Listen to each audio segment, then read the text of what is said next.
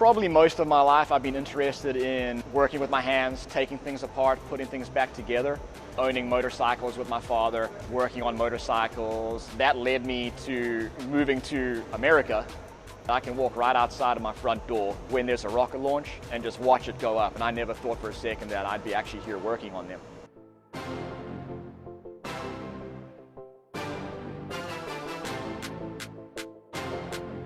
Hi, my name is Craig Tretheway. I am an aerospace engineering technician. My job is to support and help with resupply to the International Space Station.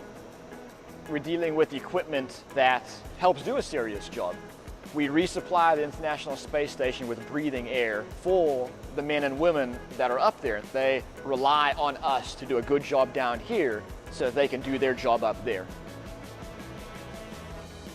We use special design tanks. We have the NORS tanks, which are the nitrous oxide and oxygen resupply systems, or we have the COTS tanks, which are the commercial off-the-shelf tanks. Depending on what kind of situation we're in, we will either fill up the NORS tanks or the COTS tanks, and we will then send them up in a resupply mission up to the space station so they have their new breathable air. We also fill up their PBAs, which are personal breathable air bottles. It's just a personal air bottle that they can attach to themselves and they will have breathing air. This is the on-off switch, so if we had an emergency and we had to don these masks for a fire or some emergent reason, we have these staged all over the space station. You can push these buttons here and it inflates. When we're filling up the NORS tanks, it can take up to 24 hours to actually do the fill because you have to attach it to the system for filling it up with oxygen. And we fill them up to about 6,000 PSI. And if you think about it, a car tire is normally about 36 PSI. So that's a lot of pressure going into these tanks. So you've got to take it slow. Because it's flight hardware, and it's going up to the International Space Station, we have to make sure it's as pristine and clean as possible. It's not just like working down here where if something happens or something gets corroded, we can just switch it out real quick. It's up in space and it takes a lot of process to get something back from there and to get something up there.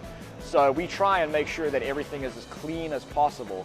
We have fun and it's a great place to work, but when it's time to work, everyone knows we got to be serious and take our job seriously and make sure it's done correctly so that we can be safe and our astronauts can be safe.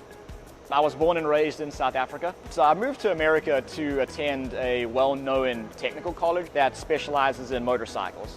After graduating, I got a job at a motorcycle dealership and I worked there for 10 years as a master technician.